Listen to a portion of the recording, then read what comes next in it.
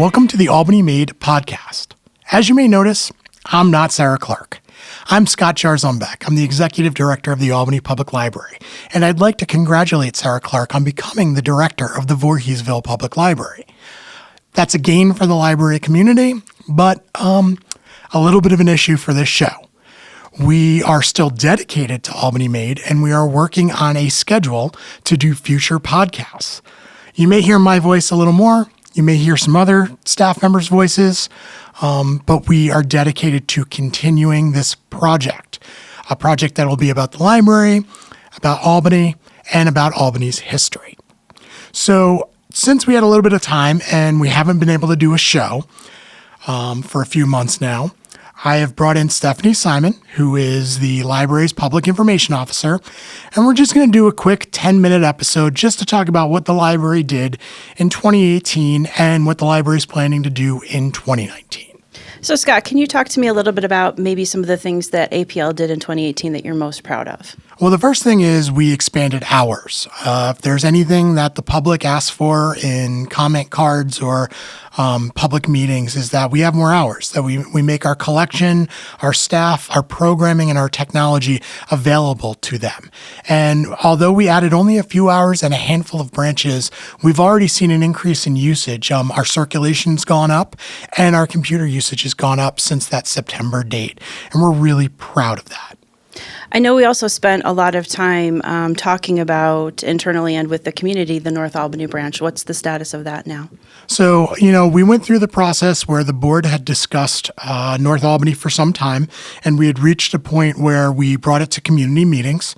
And it was in those community meetings that the neighborhood really showed up and proved to us that not only was North Albany, not only was it important to keep a library open, the library itself was an important resource to that part of the city. So we are dedicated. I don't foresee us building a new building or rehabbing any buildings anytime soon.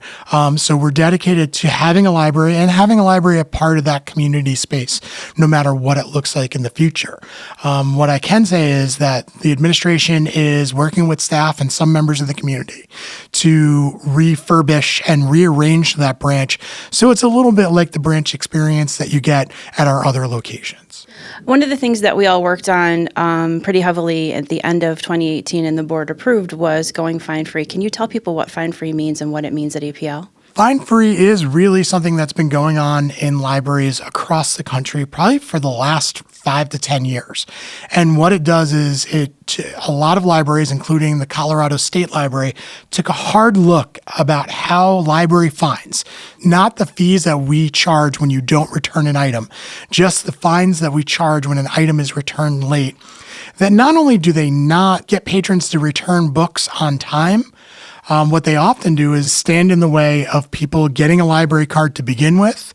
And then when they first have their library card, if they forget to return their books, those fines become so large that they just never bring the books back.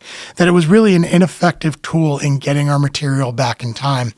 We spent probably the last 6 months to a year discussing what Finefree would look like for Albany Public Library, what the impact would have on the budget. And we realized that for probably about $65,000 that we make, which is below 1% of our operating budget, we were really kind of making the library unfriendly and creating a barrier. And simultaneously, not getting books back. So I'm a patron of Albany Public Library. What happens if I bring my book back late? If you bring your book back late, you do not get a fine. However, some of our more high demand items, if you bring a book back late, you may not be able to use your library card until that item is returned. That's high demand. So that's the new DVDs and the new books.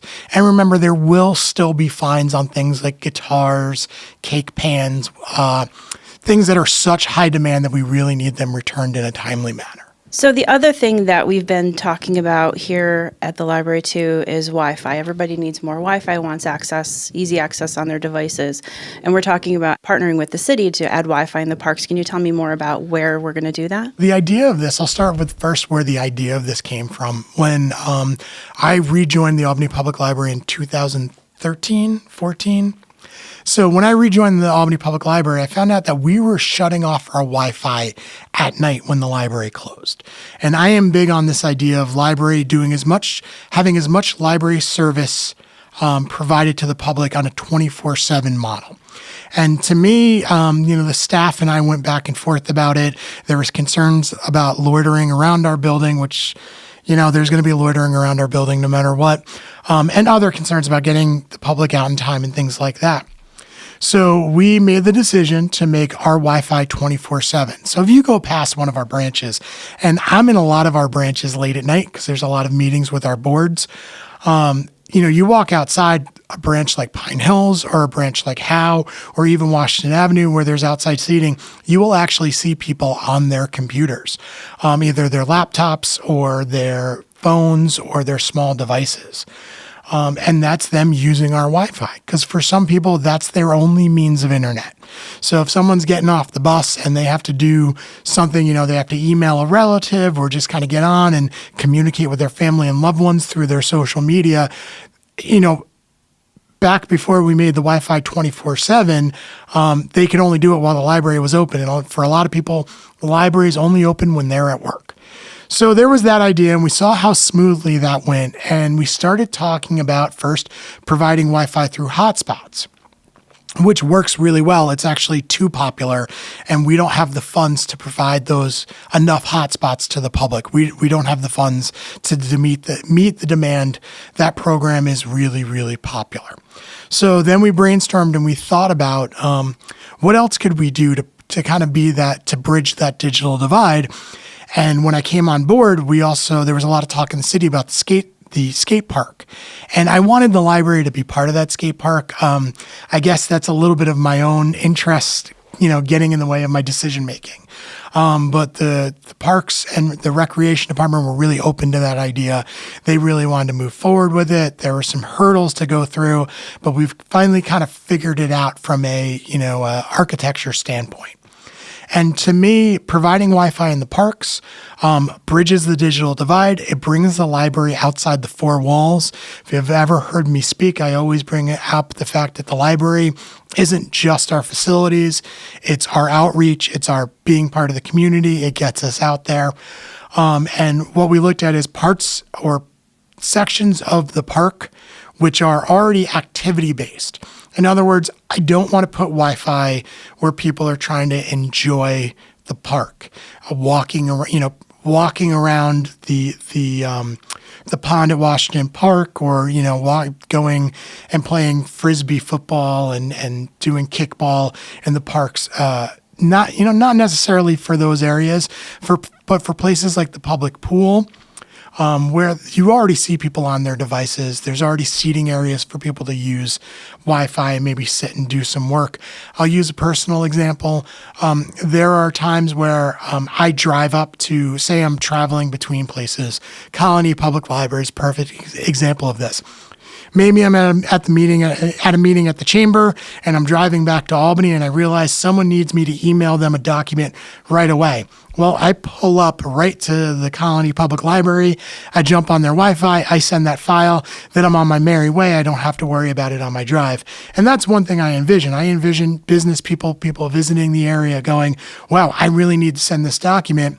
You know what? They can pull up close to one of the buildings. If it's warm weather, they can get out. They can do their work. Hey, maybe they sit at a picnic table and they do some of that work. We have a gig economy. And that's why I think some of the areas we've selected for the parks work out really well for that. So I know that we've talked about Lincoln Park, Washington Park, and Bleecker Swinburne. Do we have any determination about where exactly in those parks we're going to try to put the Wi-Fi? Our hope is to put the Wi-Fi close to the skate park because skateboarders and BMX riders love to videotape themselves. They like to be able to upload it as quickly as possible. They're big social media users. It's a part of that. It's a part of that subculture. It's an important part of that subculture. So, that's really concentrating on the skate park for that. Simultaneously, Swinburne has a lot of public seating, a lot of places where people in the gig economy can come and do their work, a lot of spaces for people to come and be able to have that important communication through social media with their friends and family. So to have it there, and then Lincoln Pool, that's really something that we're copying from the Bethlehem Public Library. The Bethlehem Public Library from some years now has provided Wi-Fi at their public pools. So if Bethlehem Public Library can do it, then I think Albany Public Library should be doing it as well.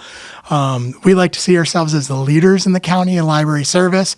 So, there is a little bit of competition there with Jeff and his fantastic staff over at that library. So we'd like to do what they're already doing and been doing for years. That sounds great. Is there anything else that you think you want to let people know about that might be coming down the pike later this year? No. One thing we just did our most recent public survey. That's something that we really look at and we analyze, and I've been going through it with staff at each location. Hours are a big topic of conversation in that. So we're going to be thinking about better ways to change our schedule and maybe try to figure out in the future how we can expand our hours. And then the second is something I love to hear, which is people want more books. Whether or not those are ebooks, digital books, and a better selection there, but also physical books. Albany Public Library has grown its physical book collection. I think some of the rearranging we've done at our libraries, specifically at Washington Avenue, has led people to believe that the collection has shrunk. It's actually not shrunk, and if it has shrunk, it's shrunk by minimal, by like 3% at Washington Avenue. So what we're looking to do is grow our collection. Pine Hills has a lot of empty book space. There's a request for more books at Bach. There's a request for more books at Delaware and Howe. So we're looking at ways that maybe we add more shelving and we add more books there to broaden our collection. And then also doing our collection development a little bit differently. So those requests, we have a lot of library users who have requests. They don't like the wait. I just finally got a book yesterday for a book I should not have waited for so long. So how do we look at what other libraries are doing across the country and change the way we buy books, our collection development, so some of those bestsellers get in the hands of the public much sooner? Things like Wi-Fi in the park and adding more books to the collection cost money. How is the library paying for that? Is that in the 2019 budget going forward into the 2020? There was a little bit more money for programs and books in the 2019 budget, but it's also about allocating it and using it in a smart way. And I think Albany Public Library has gotten very, very good at the way we spend money, the way we do large-scale projects, finding savings where we didn't have savings before, and being a little smarter with our budgeting. And again, reallocating resources, treating Washington Avenue as more of a branch so that we can spread out our services across the city. We moved away from a hub and spoke model about 5-10 years ago when we did the BIP project, but we never really did it process and system wide. And that's what we're doing now. And that makes it so patrons at Pine Hills and patrons at Howe are seeing a little bit of an expansion in their services. And also at the same time, Washington Avenue patrons are seeing a little bit more of that neighborhood branch, kind of more hands-on experience here. I think it's important to note, too, that as people see the changes that we're making and have comments and suggestions about things, that they share them with us. You do office hours every Thursday at a branch. We're actually gearing up for the 2020 budget now. So the next few months between February and May, we'll be out there. A lot of the leadership will be out there at neighborhood association meetings, community meetings, things like that. So just encouraging people to let us know what they think about things, because that really does impact how we run the library. Yes, and we have the old school comment cards. We do not ignore those comment cards. If you want communication with us, please include your email or phone number on that comment card. Sometimes people ask for changes that we can't make right away, and we'd like to be able to explain that to the public. You can also email us.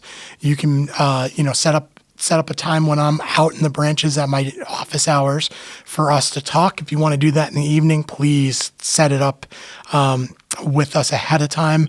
And, all of our board meetings are public. So I really invite the public to come to see those meetings. There are public comments allowed. We can't really get into a dialogue at them, but we weigh them rather heavily. And also, if you go to our YouTube channel, all of our board meetings are on our YouTube channel. And we spend a lot of time doing that because we definitely want to operate as open and honest as possible. So thank you. I can promise that future episodes of Albany Made will be a little bit more like past ones, but we didn't want anyone to think that we had given up on this project, and we're fully dedicated to it, and we're scheduling some interesting conversations to have in the future. And always a shout out to Ryan, who is our engineer, who I believe we have one of the most professional sounding podcasts out there, and that's his hard work.